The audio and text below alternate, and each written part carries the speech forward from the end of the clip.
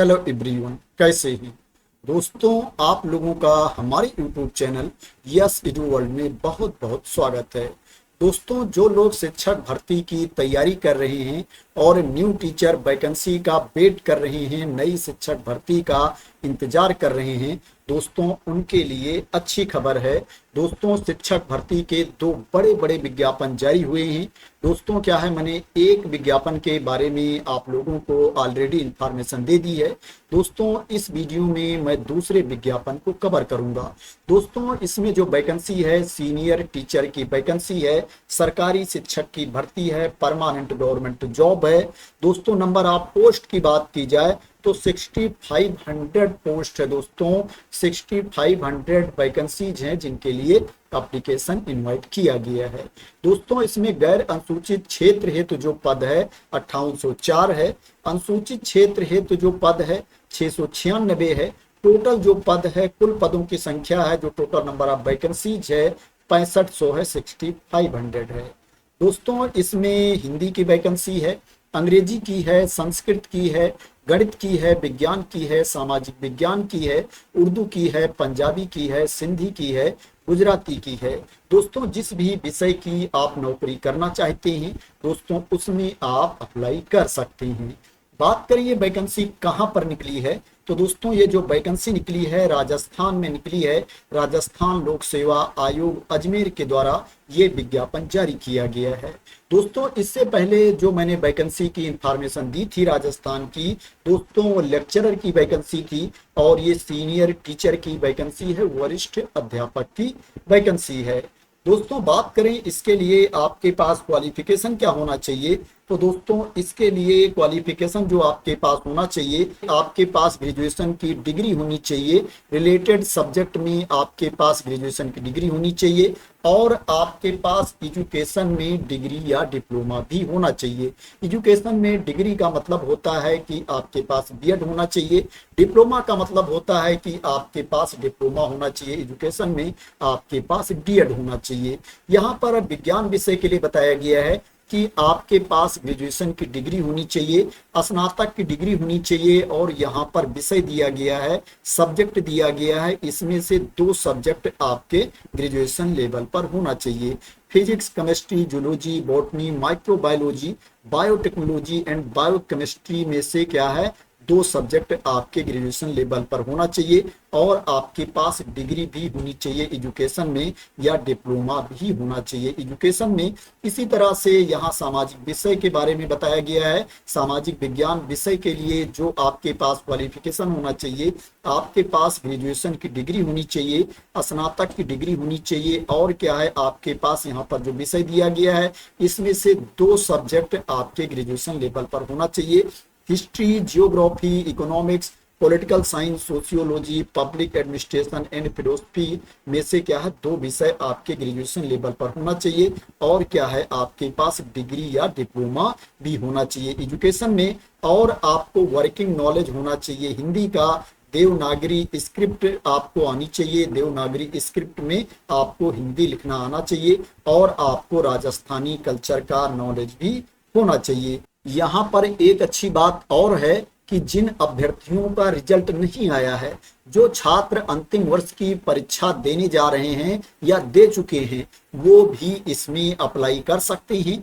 पद की अपेक्षित शैक्षणिक अर्हता के अंतिम वर्ष की परीक्षा में सम्मिलित हो चुका या सम्मिलित हो रहा है वाला व्यक्ति भी आवेदन करने के लिए पात्र होगा, किंतु उसे आयोग द्वारा आयोजित प्रतियोगी परीक्षा से पूर्व शैक्षणिक अर्हता अर्जित करने का सबूत देना होगा। दोस्तों, जो प्रतियोगी परीक्षा होगी, आपका एग्जाम होगा, उसके पहले क्या है, आपको ग्रेजुएशन क्वालिफाई होना चाहिए, स्नातक आपको पास होना चाहिए।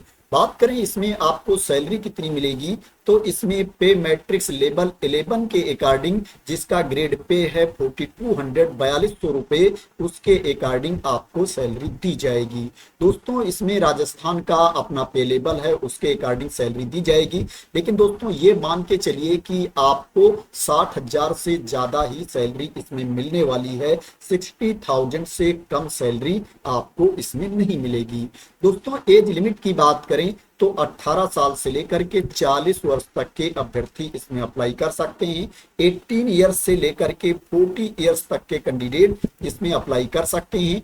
जो एज की गणना की जाएगी 1/1/2026 को एज की गणना की जाएगी। दोस्तों यहाँ पर अपर एज लिमिट में छूट भी मिलेगी, जो छूट की क्राइटेरिया के अंतर्गत आते हैं। राजस्थान राज्य के अनुसूचित जाति, अनुसूचित जनजाति एवं अन्य पिछड़ा वर्ग, अति पिछड़ा वर्ग, आर्थिक रूप से कमजोर वर्ग के पुरुष अभ्यर्थियों को 5 वर्ष की छूट मिलेगी अधिकतम आयु में। और राजस्थान की अनुसूचित जाति, अनुसूचित जनजाति एवं अन्य पिछड़ा वर्ग, अति पिछड़ा वर्ग, आर्थिक रूप से कमजोर वर्ग की महिला अभ्यर्थियों को 10 साल की छूट मिलेगी, 10 ईयर्स की छूट मिलेगी अपर एज लिमिट में।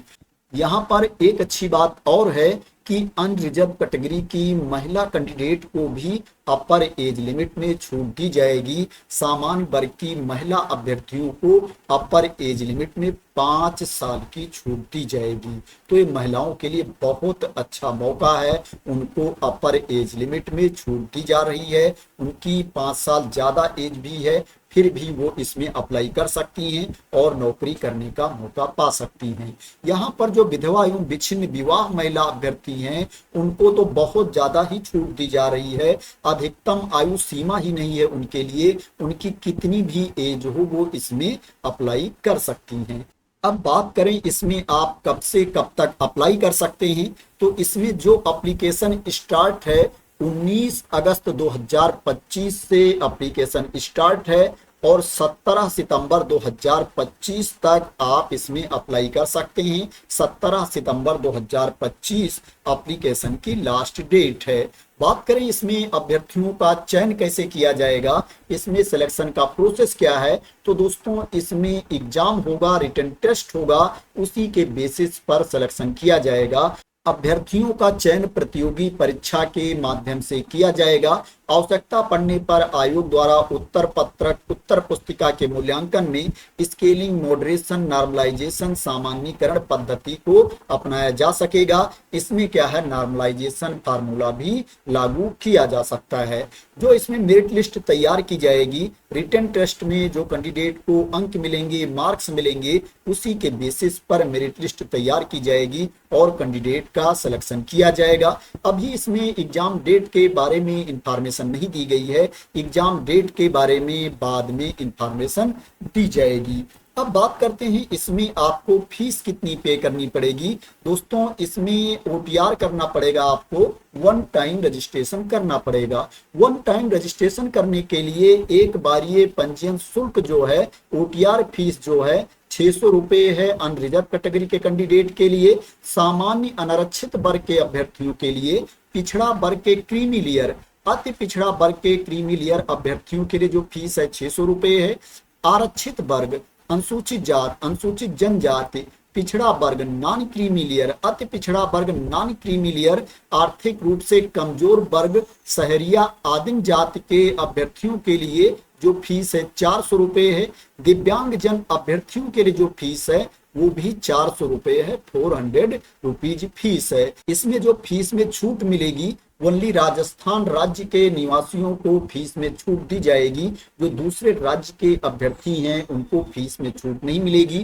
जो दूसरे राज्य के अभ्यर्थी हैं वो अनरिजर्व कैटेगरी में अप्लाई करेंगे, उनको अनरिजर्व कैटेगरी वाली फीस पे करनी पड़ेगी।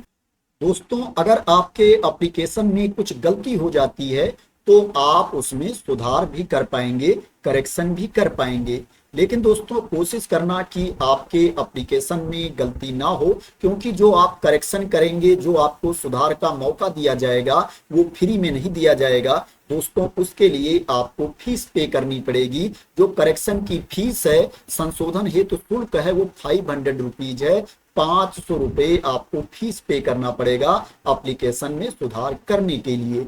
इसलिए दोस्तों कोशिश करना कि आपके एप्लीकेशन में बिल्कुल गलती ना हो। दोस्तों बात करें कि इसमें कहां कहां से प्रश्न पूछे जाएंगे, कितने क्वेश्चंस आपसे पूछे जाएंगे, कितना पेपर होगा, स्कीम ऑफ एग्जामिनेशन क्या है, तो दोस्तों इसमें 2 पेपर होगा। 500 मार्क्स का आपका एग्जाम होगा। 500 अंकों की आपकी परीक्षा होगी। इसमें 2 पेपर होंगे। जो पहला पेपर होगा वो 200 मार्क्स का होगा, 200 अंकों का होगा, और जो दूसरा पेपर होगा वो 300 मार्क्स का होगा, 300 अंकों का आपका दूसरा पेपर होगा। दोस्तों जो पहला पेपर होगा इसमें आपसे 100 क्वेश्चंस पूछे जाएंगे, 100 प्रश्न पूछे जाएंगे, मल्टीपल चॉइस क्वेश्चंस होंगे, और इसके लिए जो आपको टाइम दिया जाएगा 2 घंटे का टाइम आपको दिया जाएगा, और जो अंक आपको मिलेगा 200 अंक मिलेगा।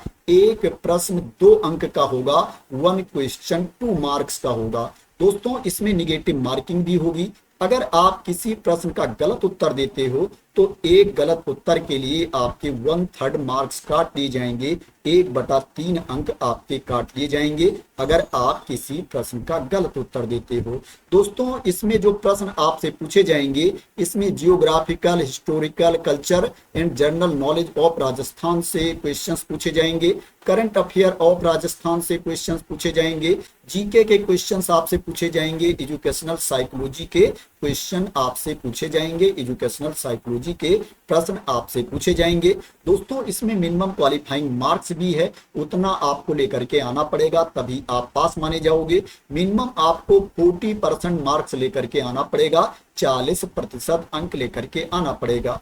जो एससी कैटेगरी के कैंडिडेट हैं, एसटी कैटेगरी के कैंडिडेट हैं, उनको 5% की छूट दी जाएगी, 5% की छूट दी जाएगी। तो उनके लिए जो मिनिमम क्वालिफाइंग मार्क्स है 35% है। तो ये पेपर 1 के बारे में इंफॉर्मेशन थी। अब बात करते हैं पेपर 2 की।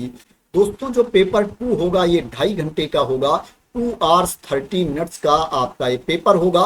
दोस्तों इसमें टोटल 150 क्वेश्चंस आपसे पूछे जाएंगे, 150 प्रश्न पूछे जाएंगे, और ये जो प्रश्न होगा मल्टीपल चॉइस क्वेश्चंस होंगे, बहुविकल्पीय प्रश्न होगा। दोस्तों ये जो पेपर होगा टोटल 300 मार्क्स का होगा, 300 अंकों का ये पेपर होगा।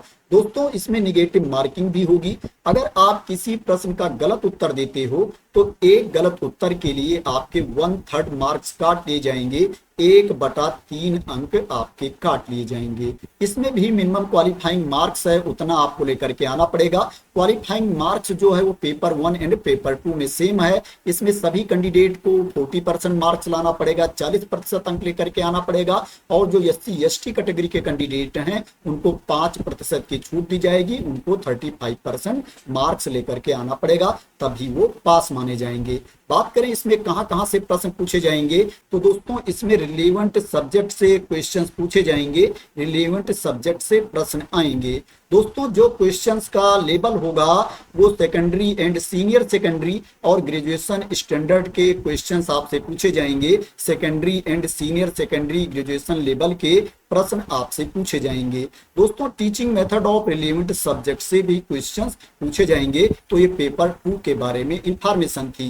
दोस्तों एग्जाम में जो क्वेश्चंस आपसे पूछे जाएंगे उसके लिए जो आपको ऑप्शन दिया जाएगा, जो आपको विकल्प दिया जाएगा, दोस्तों वो 5 विकल्प आपको दिए जाएंगे, 5 ऑप्शन आपको दिए जाएंगे, और दोस्तों उस 5 विकल्प में से आपको एक ना एक विकल्प चूज करना है। दोस्तों आपको ब्लैंक नहीं छोड़ना है। अगर आपने किसी क्वेश्चंस के आंसर को नहीं दिया और जो वहां पर ऑप्शन दिया गया है दोस्तों उसको आपने चूज भी नहीं किया तो क्या है, निगेटिव मार्किंग होगी, आपका 1/3 मार्क्स काट लिया जाएगा। दोस्तों वहां पर जो 5 ऑप्शन दिया गया है, दोस्तों अगर आपको किसी प्रश्न का उत्तर नहीं आता है तो दोस्तों जो 5वां ऑप्शन होगा उसको आपको चूज करना पड़ेगा, 5वें ऑप्शन को आपको डार्क करना पड़ेगा। और दोस्तों अगर आपने 5वें ऑप्शन को डार्क कर दिया है तो इसका मतलब यही समझा जाएगा कि आपको इसका उत्तर नहीं आता है और उसके लिए आपके कोई अंक नहीं काटे जाएंगे। लेकिन अगर आपने वहां पर कोई भी ऑप्शन नहीं चूज किया तो दोस्तों आपका लॉस हो जाएगा, तो इसको आपको ध्यान रखना है। तो दोस्तों ये स्कीम ऑफ एग्जामिनेशन के बारे में इंफॉर्मेशन थी, एग्जाम पैटर्न के बारे में इंफॉर्मेशन थी। अब दोस्तों बात करते हैं इसमें आपको कहां पर जाकर के अप्लाई करना है। दोस्तों अभी तो एप्लीकेशन स्टार्ट नहीं हुआ है, लेकिन फिर भी मैं आप लोगों को बता देता हूं कि कहां पर जाकर के आपको आवेदन करना है।